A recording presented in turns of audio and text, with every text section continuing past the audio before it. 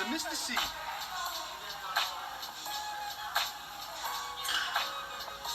It's the Mr. Camilleri show. It's the Mr. C. It's the Mr. Camilleri show. Shout out to Mr. C. Ladies and gentlemen, good afternoon and welcome to episode 5 of the Mr. Camilleri show. Today we are picking up where we left off in algebra, going from numerical expressions to basic algebraic equations. Huge shout out to everybody tuning in, especially my 6th graders. DJ, drop a beat for the learning target of the day. The learning target of the day for Wednesday, March 23rd is I can solve basic algebraic equations involving addition, subtraction, or multiplication. Success criteria: show your work, that is a must, and solve at least 8 algebraic equations correctly. Alright, the next part of the show is the demonstration, where I go through step by step how to solve these problems. My regular audience, you already know that. All the newcomers to this channel, if you don't know, now you know. DJ, drop the beat one more time for the demonstration.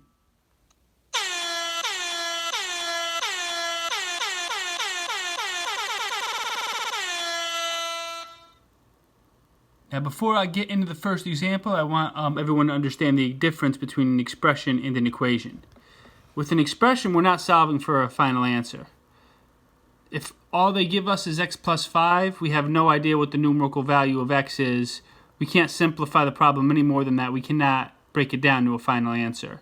Now, that's an expression. That's just a numerical expression. Now, with an equation, x plus 3 equals 10, when it tells you how much x plus a certain number equals, or how much x times a certain number equals, in a problem like that, you can actually solve for a final answer. Looking at the distributive property problem we did yesterday, 10 times a minus 2.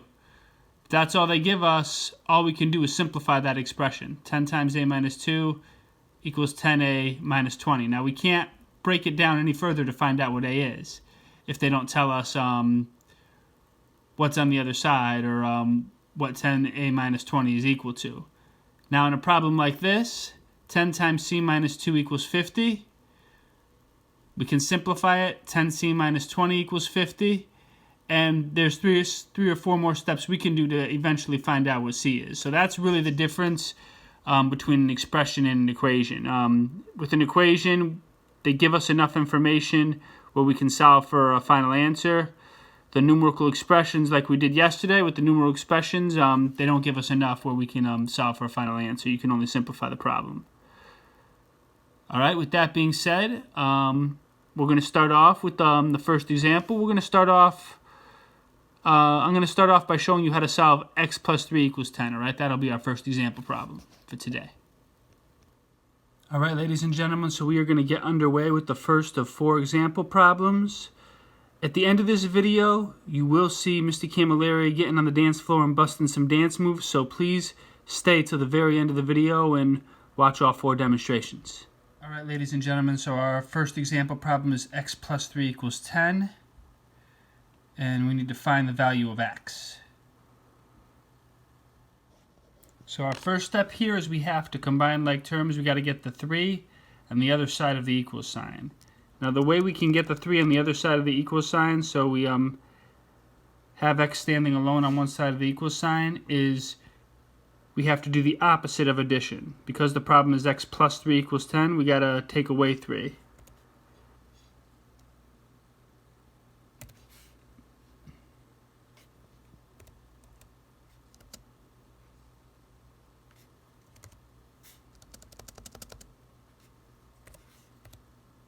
So we got to do minus 3 over here.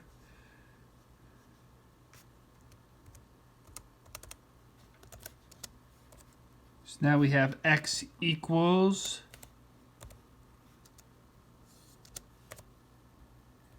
10 minus 3.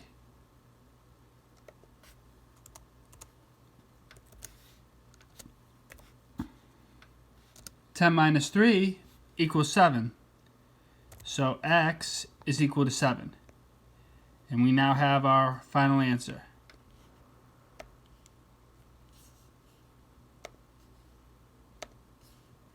x equals 7.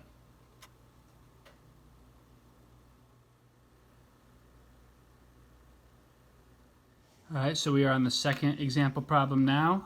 The numbers are a little bit different, but the strategy is exactly the same. X plus 4 equals 8, and we need to find the value of x. First step is we have to get the like terms. Like terms means terms that we can add and subtract on the same side of the equal sign. X plus 4 equals 8, so we need to get x alone on one side of the equal sign. And because this is an addition problem, we're going to get 4 on the other side of the equal sign by doing the opposite of addition. So we're going to subtract 4.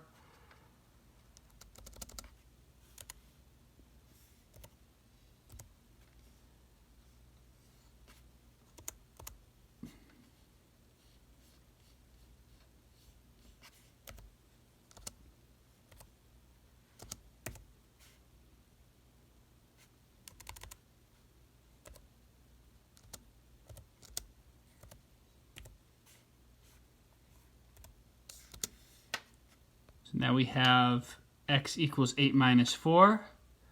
So to find the value of x, all we have to do is subtract 8 minus 4. 8 minus 4, that's basic math for pretty much everybody here. 8 minus 4 equals 4, so x equals 4. That is our answer to problem number 2.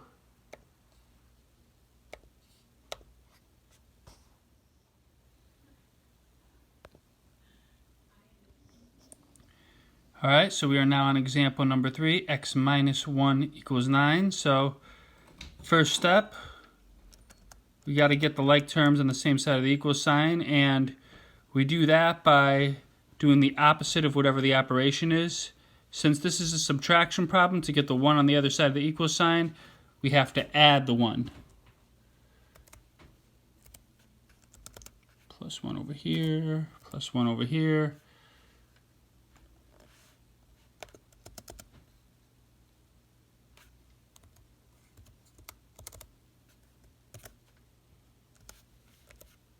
So now we have x equals 9 plus 1. So to find out the value of the x, the very last thing we have to do is just add 9 plus 1 together. 9 plus 1 equals 10. So x equals 10.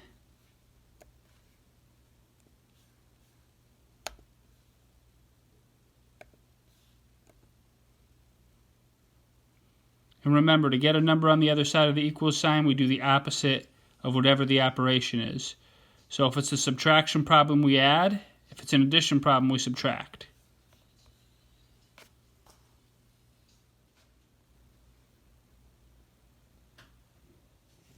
All right, ladies and gentlemen, final example. So the last example is x minus 3 equals 5. So again, the first step, we got to get the like terms, the terms that we could add or subtract on the same side of the equal sign. And we do that by doing the opposite of whatever the operation is. Since this is a subtraction problem, that means that we have to add the 3 to get it on the other side of the equal sign.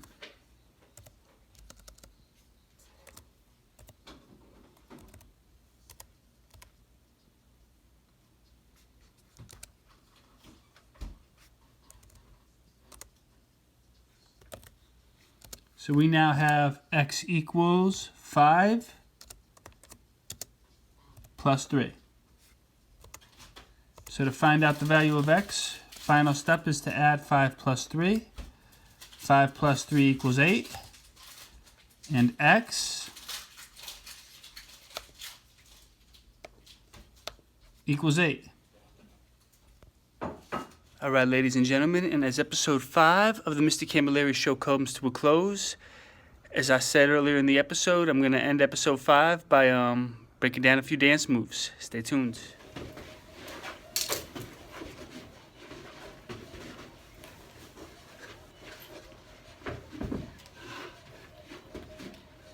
And that is a wrap for episode 5. Thank you all for tuning in. I'll see you next time.